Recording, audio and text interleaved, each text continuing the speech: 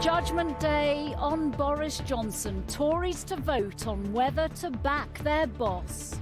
The threshold of 15% of the parliamentary party seeking a vote of confidence in the Prime Minister has been passed. Therefore, a vote of confidence will take place within the rules of the 1922 committee. The ballot on the Prime Minister's future is tonight, after enough Conservative MPs called for a vote of confidence in their leader over Partygate. Was this the moment that changed MPs' minds, booed by the crowds at the Jubilee celebrations? I think he's broken the ministerial code, and that should be a resignation matter. It certainly should be for him. It certainly is for me. I think the majority of my parliamentary colleagues will back the Prime Minister today. We can put that behind us and we keep moving on. Most of the cabinet is standing by the Prime Minister, so this time, can he survive? Also ahead. Stranded abroad, the tourists who got away but are struggling to get back. A new warning from Russia as the UK announces it will send long-range missiles to help Ukraine.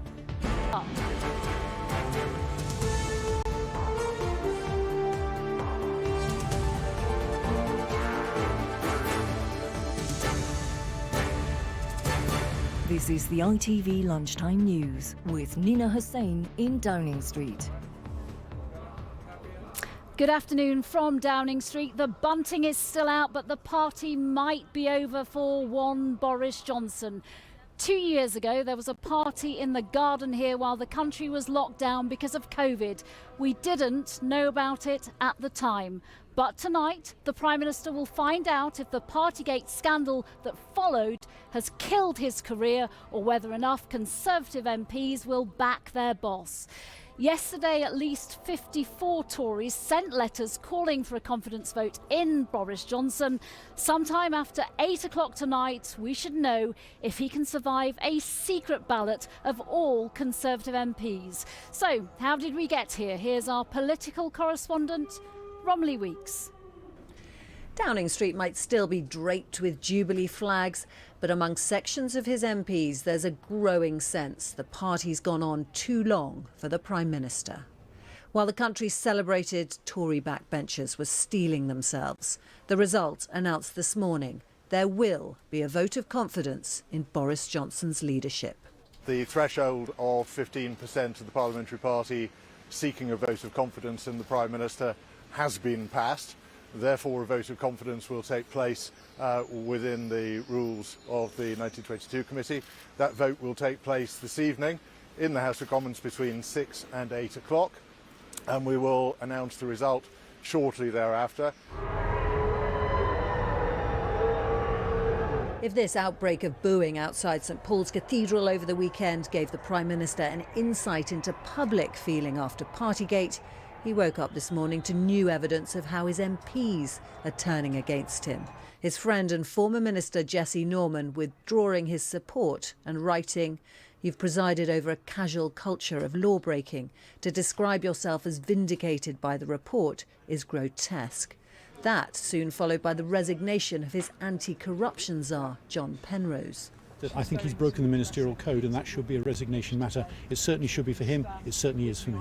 Joining senior Tories who'd already made up their minds. Partygate was really a demonstration of the integrity of government. It was also a demonstration of the heavy-handed approach to COVID, where people were stopped from going to see their dying loved ones, that sort of thing. And also, I'm afraid it reflects on the integrity of the government more widely. They are not alone. At least 54 letters of no confidence have now gone in, the minimum number needed to trigger a vote. The Prime Minister will need 181 votes in his favour this evening to avoid a leadership election. That's half of all Tory MPs plus one. His supporters, particularly members of the Cabinet, are putting a brave face on it, insisting he'll fight on even if he scrapes through by a single vote. One is enough.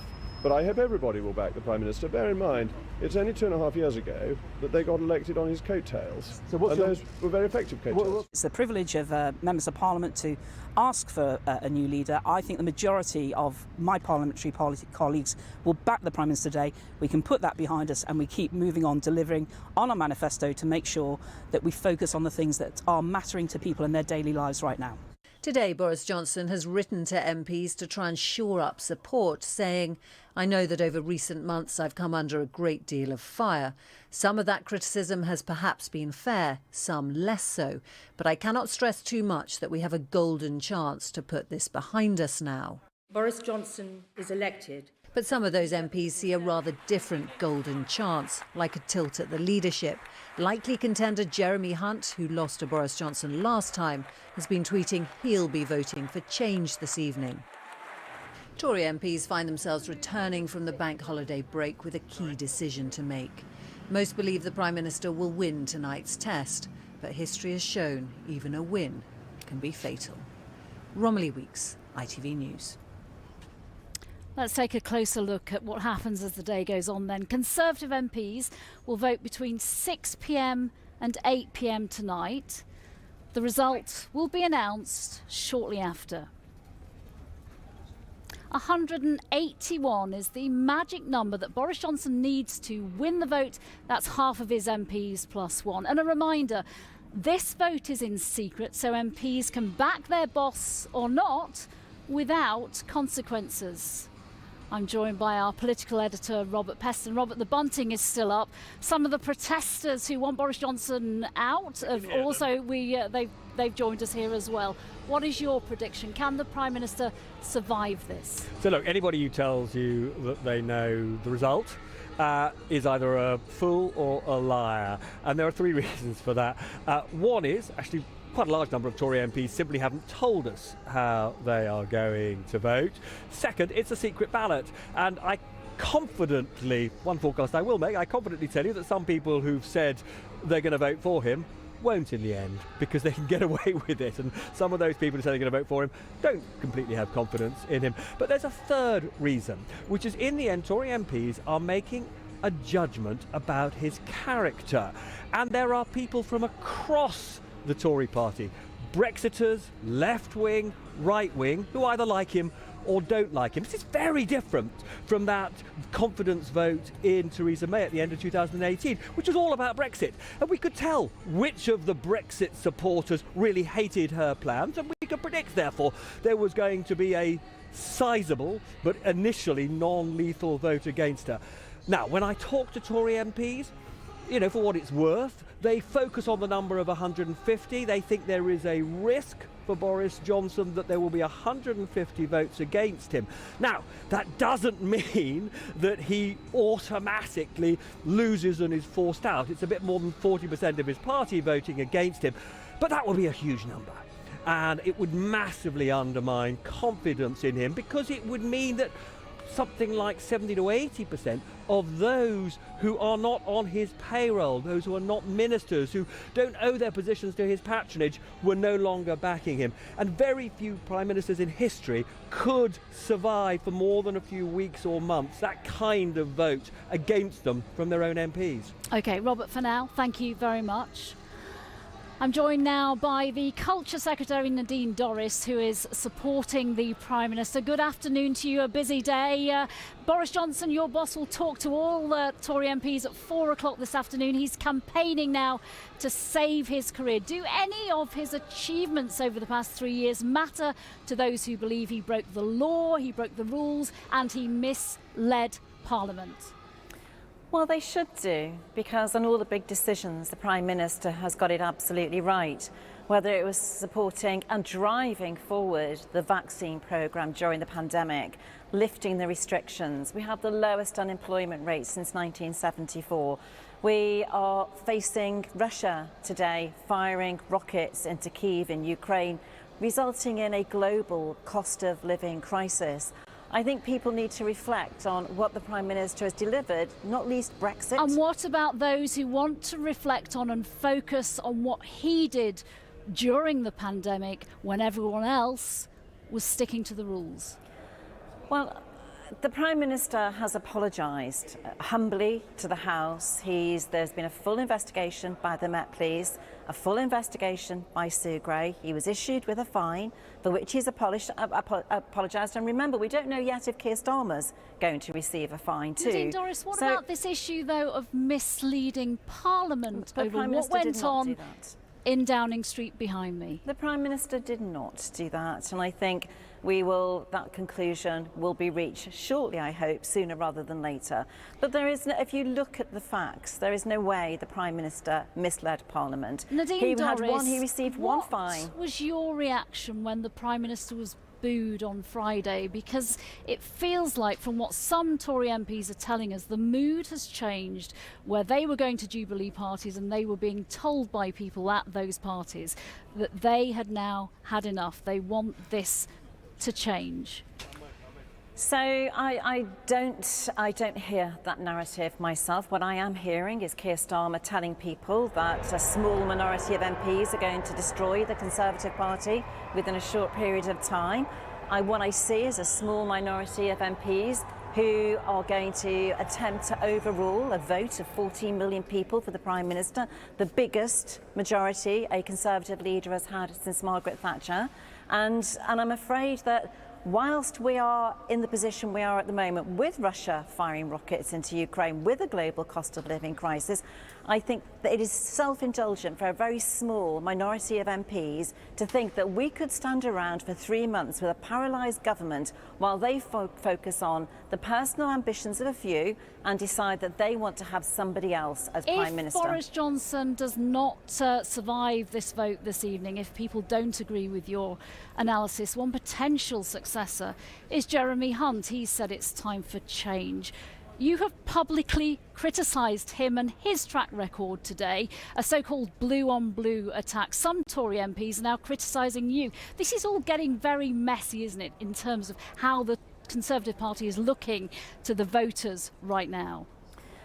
Look, there are a small number of MPs and individuals who think that they should be leader of the party or they should be Prime Minister, and I'm afraid that's unacceptable. Boris Johnson won a majority of 80-plus seats. 14 million people voted for him. He is the Prime Minister. That's how it works.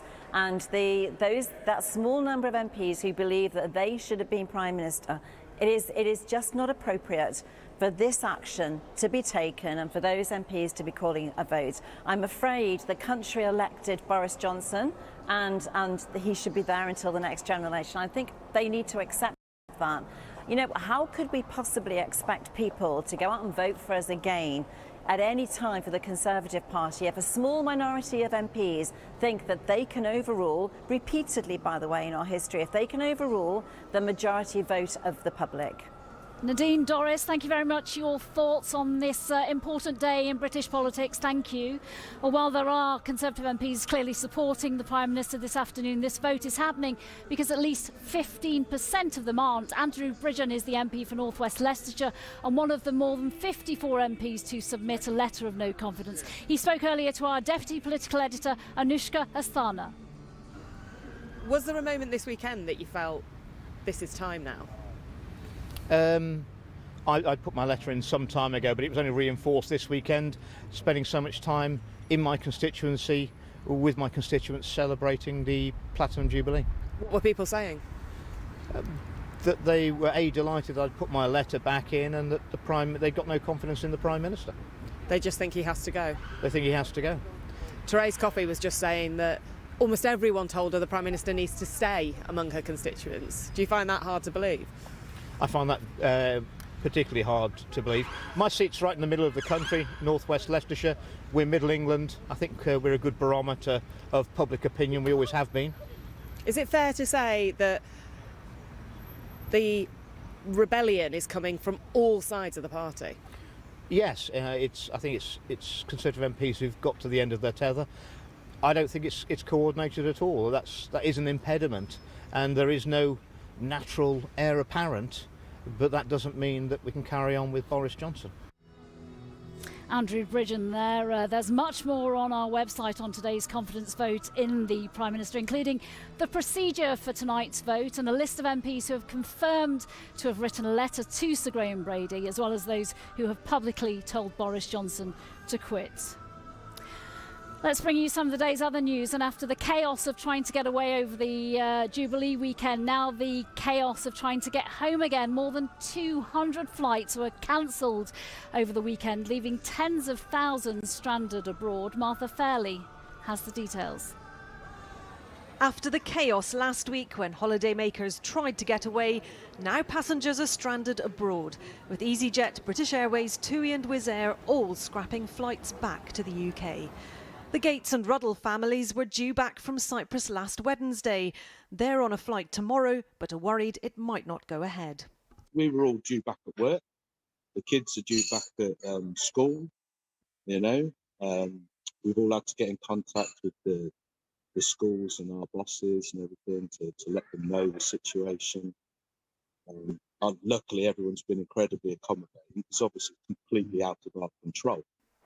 EasyJet cancelled another 37 flights today due to what it described as the ongoing challenging operating environment. Airlines, airports and ground handling companies have all been struggling to recruit new staff in the wake of COVID and Brexit. At Bristol Airport, they're still missing 100 workers. There was the furlough scheme. We were very understanding and appreciative of that scheme, but there was also a gap between furlough ending and when travel restrictions were lifted. So we've done all we can to retain that skill set. We just need to grow. We need to be collaborative with our airline partners, and we need to get the seamless customer journey exactly where we need it to be. But travel experts are predicting summer holidays could also be in danger. The government and the airlines have had 4 months now since all COVID restrictions were cleared in the UK. And if they haven't done that in time for the Easter peak, if they haven't done that in time for the half-term peak, it's looking pretty bleak for the summer peak as well. Before that, airlines still face the headache of finding enough flights to get all their customers home. Martha Fairley, ITV News. The UK government is sending its first long-range missiles to Ukraine despite a threat from Russia to the west. The Defence Secretary has said the multiple launch rocket system will help Ukraine defend itself. Lucy Watson joins me now from the capital, Kyiv. How significant a development is this, Lucy? Well, Nina, this is hugely significant and at the same time a bold move, diplomatically speaking, by the UK. Now, these missiles will be able to fire rockets up to 50 miles, and that is further than any weapons currently being used by Ukraine in this conflict. Now, currently, Russia is using this kind of long-range artillery. So, in effect, the UK is going to be aiding Ukraine to do the same. Now, recently, the US has also agreed to supply similar weapons. And in response to that, President Putin said that if that was to be the case, then he would strike new targets. And sure enough, yesterday here in Kyiv, 5 Russian missiles hit 2 districts of this city. And this has been an area that has been experiencing some relent of late. Now, today, pictures have been released of President Zelensky on the front line with his troops talking to soldiers very close to the city of Severodonetsk in the east of the country. And this city is under constant bombardment. It is where Russia wants to take control. And this is an area under a relentless assault and has become one of the biggest, fiercest battlefields in this conflict. Lucy Watson, thank you very much. Gareth Bale has described Wales finally qualifying for the World Cup as what dreams are made of, saying it's been a crazy journey for the team. Wales beat Ukraine last night to make it through to the finals in November. They had great success, of course, in the Euros in 2016, making it through to the semi-finals. So how far can they get in Qatar? Our reporter Richard Morgan joins me now. Incredible reaction in Cardiff and beyond.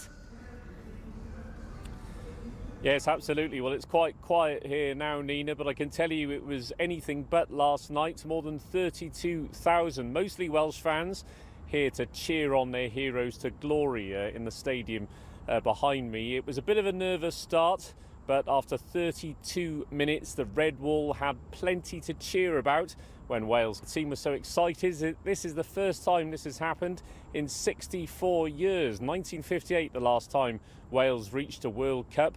On that occasion, they reached the quarter-finals before being knocked out by Brazil, thanks to a goal by a player by the name of Pelé. This time, they face England in their group, and what a contest in the desert between the two teams that should be. Richard Morgan, thank you. Let's return to our main story. The Prime Minister facing a confidence vote this evening. 4 hours from now, Tory MPs will vote on whether they believe Boris Johnson should continue leading the country. We are expecting to see him any minute now. Our political editor, Robert Peston, is still here. What happens if he survives the vote tonight? So let's just focus for a second on the historic nature of all of this. I mean, how many times have we been here in the last few years? You know, we saw David Cameron go, we saw Theresa May go. Now we have got this possibility today of finding out whether the Prime Minister is going to be thrown out. Now, he says that if he wins by only one vote, he will battle on, he will not resign. Now, most Tory MPs say to me, actually, he needs a substantial majority to be confident that over the weeks and months ahead, don't forget the challenges that he faces in the weeks and months ahead are horrendous. I mean, he's expected to lose 2 important by-elections by the various pollsters. We've got the cost of living crisis, which is a long way from being solved. And there is this shadow hanging over him about whether or not he is really honest in the wake of the Sue Gray report into all those unlawful parties. So he needs to win by a significant majority. I have to say, talking to Tory MPs, they do not expect him to get that kind of ringing endorsement. So we've got tense weeks and months ahead for him, at best for him. Robert Peston, a busy day ahead. We're not quite seeing the Prime Minister. I think he's waiting till we come off air. A really busy day for the Prime Minister as the day goes on. Mary will be back here with the very latest on the confidence vote at 6:30 from everyone on the Lunchtime team. Bye-bye.